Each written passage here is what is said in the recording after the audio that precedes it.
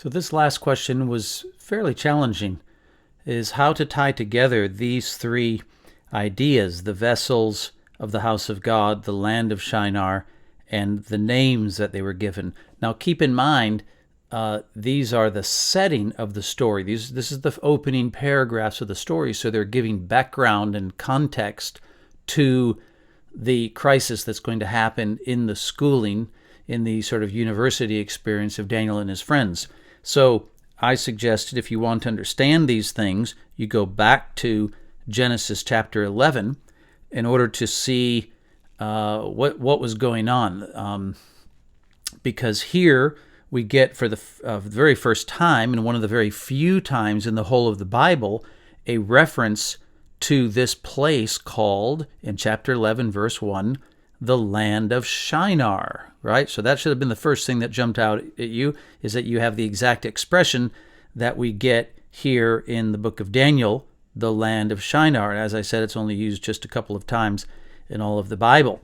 The second thing is that as you go into the setting of Babel, the original Babel, now keep in mind that this Babel is the basis of the word Babylon.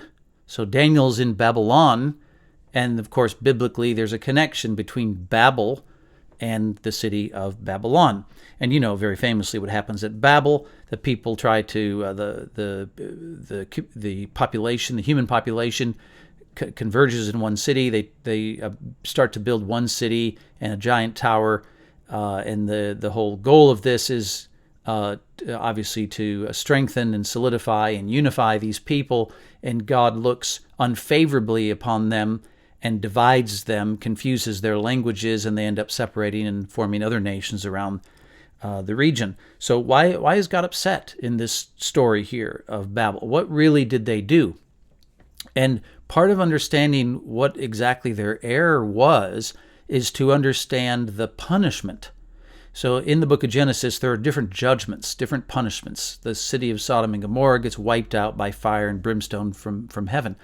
In the flood, obviously, the population is wiped out by a flood. So there's different types of judgments, and the judgments are matching the unique sins that occur by that particular community. So what exactly, why is confusion, the word Babel in Hebrew means confusion, Babal means confusion, because they confuse the languages, but why is that judgment fitting what their particular error was? See, this is a little clue as to what had gone wrong in that city. So what was it? Well, let's look at the exact wording. They say in verse 4 of chapter 11, then they said, "Come, let us build ourselves a city and a tower with its top in the heavens, and let us make..." And now you should just stop right there. Listen to that.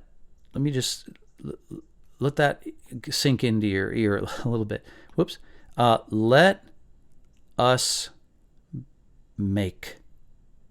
Now, you know, that's a very famous line earlier in the book of Genesis.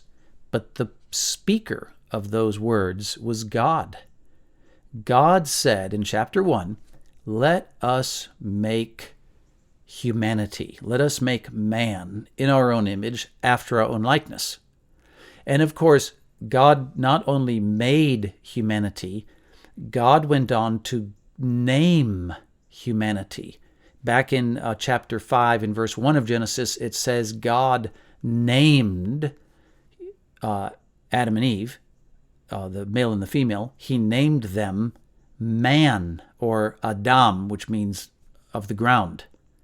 So God didn't just create humans in his own likeness. He also, like a parent, named them. He gave the name. But when you give a name is your identity, not just in the sense that it's your ID, your sort of code. The name of a person represents who they are in reality, in their core being, right? Names are identity, but identity is who you really are, and who you really are is more than just some sort of code of sound. You know, like my name is Bill. It's more than that. It's what does the name stand for? What does it mean? And in the Bible, names often reflected the core identity of the person. So here we have the people in Babel using the language that earlier in Genesis was only used by God. And they say, let us make. And what are they going to make? They're going to make a name for themselves. So think of that. God gave them a name, but they didn't like that name. They didn't like the identity that God created for them to fulfill. So they decide they're going to make their own name. And you understand the expression, make a name for yourself, means to make yourself famous or to do something that you accomplish that has value that transcends just your little world, which often feels like mine, kind of feels like it's not very important. So you're craving importance, you're striving for importance. But here, it's not just any old importance, it's what they'll be known for. It's who they really are. So they're trying to create an identity for themselves, which in the context of Genesis means they are negating the identity, the name that God has given to them, and they're adding a new or creating a new identity. And they think, of course, they can just create identities. You just create a new name. You create an identity. It doesn't really matter what God thinks. You just have within your own power to create your own identity. And so you reinvent what humanity is ultimately and what humanity aims at and what are the ultimate values for humanity and so on. So if someone wants to create their own name, their own identity, in this context, in Genesis, it means they're rejecting what God has built into humanity, what is our core nature, what He made us for, the name He gave us, and they're going to invent their own kind of identity, totally separate from what God decided. And what does that do? It unleashes confusion. If you do that, you're fighting against the very core nature of humanity. See? So it's like trying to drop a brick above your foot and thinking you're just going to reinvent the rules of physics. In your case, the brick is going to float, which is not going to happen. But if you think, hey, I'm going to rewrite my own laws of what ultimate nature really is, well, you can't do that without causing a lot of harm. If you release the brick thinking you can reinvent the rules, reinvent sort of the core identity of what bricks are and what they do, guess what? You're going to pay a price. It's going to fall and collapse on your foot at some point and do a significant amount of harm. So what God does is, in response to this, His judgment is to accelerate the confusion that they are unleashing. He accelerates it, and it leads to mass confusion, and they end up scattering from themselves, and their name ends up being damaged rather than promoted. We think of Babel as not having a great name. The city of Babel is not recognized for its great name. All right.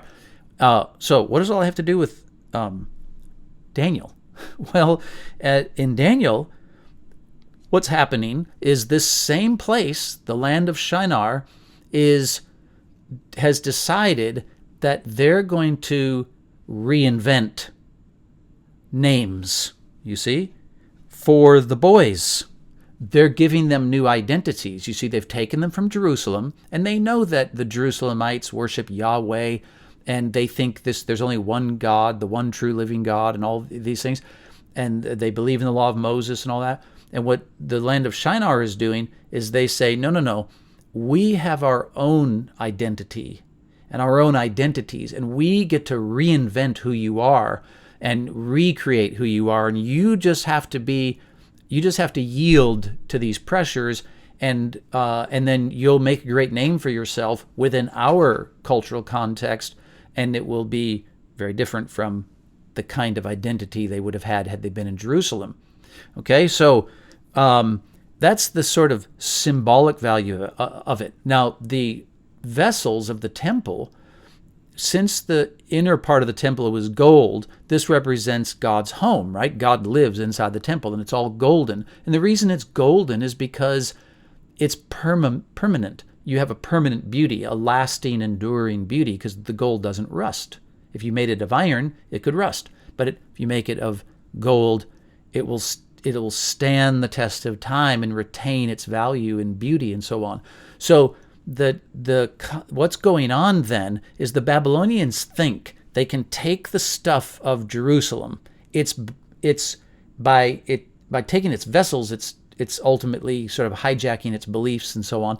And it thinks it can take this stuff from Jerusalem, which represents this permanent, enduring, absolute value system of God, and it can redefine all that and recreate what the values ought to be for humanity in Babylon differently, negating whatever God has revealed in his law and so on. And they can treat people like this too. They can reinvent them, give them a whole new identity, which is against the way God actually made humanity. And this means, of course, that whatever their identity is, it's going to be temporal. Whatever their values are, they are by nature temporary. So they don't have enduring, lasting value like gold. Instead, they're going to rust. Remember, Jesus alludes to this when he talks about how we need to lay up for ourselves treasures in heaven, meaning inside God's world where things don't, what does he say? Where the moth doesn't eat away and rust doesn't corrode the furniture and the objects and so on. Within God's world, the values endure across eternity. They have abiding value.